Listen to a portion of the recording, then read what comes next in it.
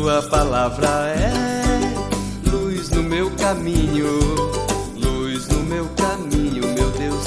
Caríssimos irmãos e irmãs, que bom te encontrar neste novo dia, nesta terça-feira da 32ª semana do Tempo Comum. Comecemos o nosso dia na certeza de uma presença transformadora, uma presença de Deus. Você que amanheceu ou que costuma amanhecer sem um horizonte límpido, sem um horizonte alegre, positivo, comece a refazer esta sua perspectiva e comece a colocar Deus neste teu início do seu dia.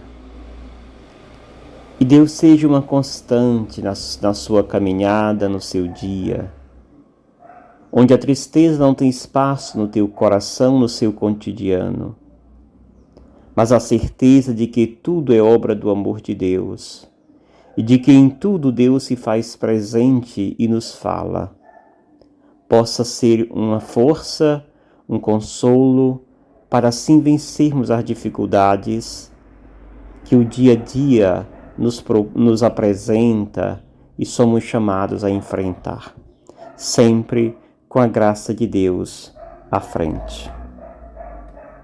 Olhemos, amados irmãos e irmãs, o texto do Evangelho de hoje, que é Lucas 17, versículos de 7 ao 10. Continuação do Evangelho de ontem. Naquele tempo disse Jesus: se algum de vós tem um empregado que trabalha a terra ou cuida dos animais, por acaso vai dizer-lhe, quando ele volta do campo: vem depressa para a mesa? Pelo contrário, não vai dizer ao empregado: prepara-me o jantar, cinge-te e serve-me, enquanto eu como e bebo. Depois disso poderás comer e beber? Será que vai agradecer ao empregado porque fez o que lhe havia mandado? Assim também vós, quando tiverdes feito tudo o que vos mandaram, dizei: somos servos inúteis. Fizemos o que devíamos fazer. Palavra da salvação. Glória a vós, Senhor. Antes de entrarmos nesta belíssima reflexão do texto do Evangelho, a leitura de hoje, a primeira leitura que enriquece o Evangelho, é da carta de Paulo a Tito, que nos mostra, nessa perspectiva da carta de Paulo a Tito, dois momentos importantes.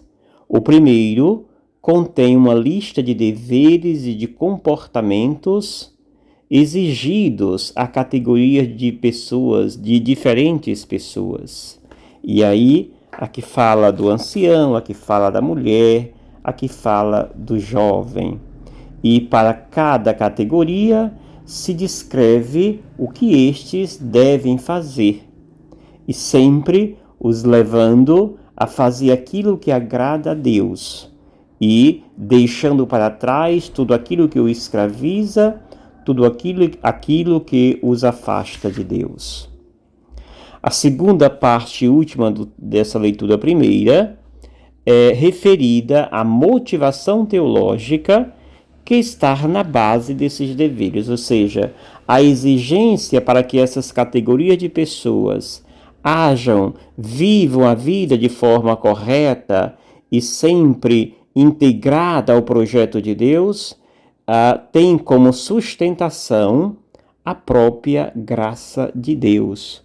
Ou seja, precisamos nos comportar bem, precisamos viver bem a nossa fé, na nossa relação com Deus e com o outro, porque temos em vista a manifestação da graça de Deus. Ou seja, a vinda do Filho de Deus nos exige que vivamos com intenso zelo a nossa vida doméstica, a nossa vida na nossa relação com Deus e na relação com o nosso próximo. Assim, colocando em prática a bondade, a beleza dos ensinamentos de Deus, nós estaremos assim pensando e nos preparando para a boa recepção do projeto da graça de Deus, ou seja, da manifestação divina em nosso meio. Por isso a exigência do autor para que essas categorias de pessoas vivam com maestria a sua vida.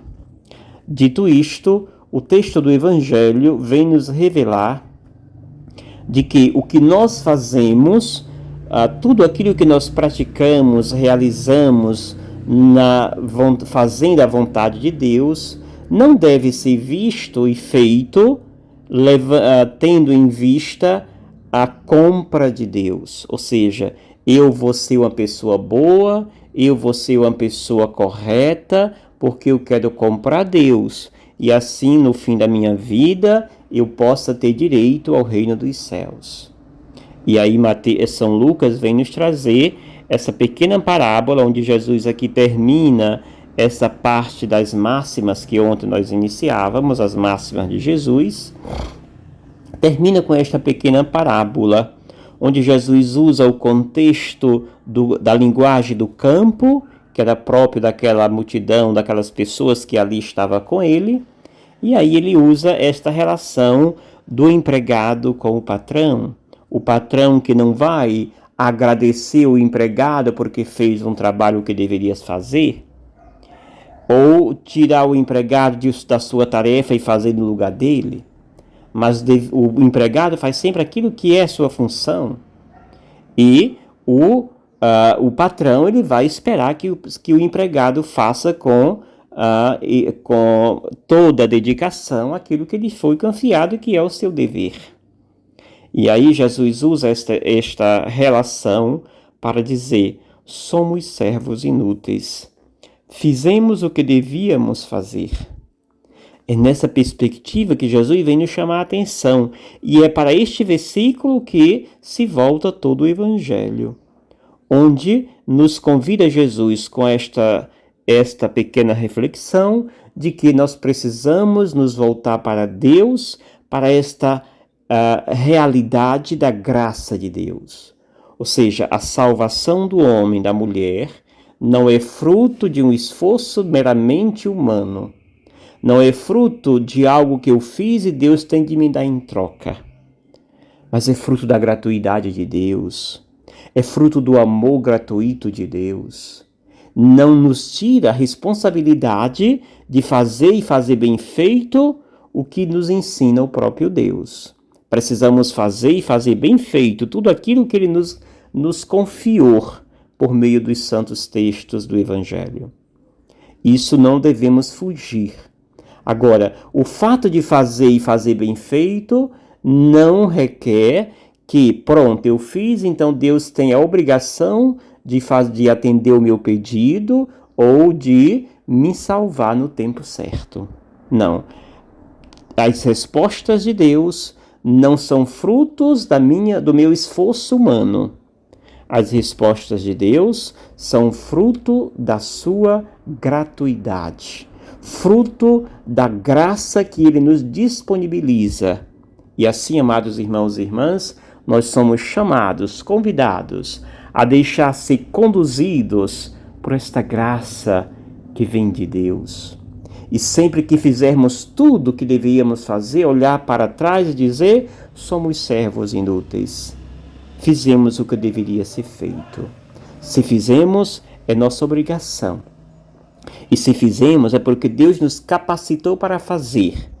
E o fato de ter concluído não requer que agora nós cobremos de Deus a sua resposta. Deus responde à medida que Ele deseja e à medida que Ele percebe que nós somos merecedores.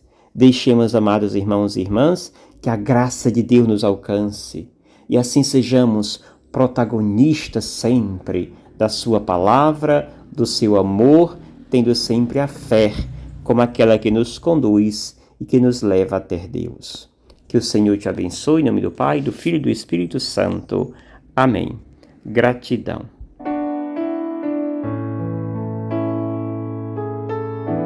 O Obrigado, Senhor.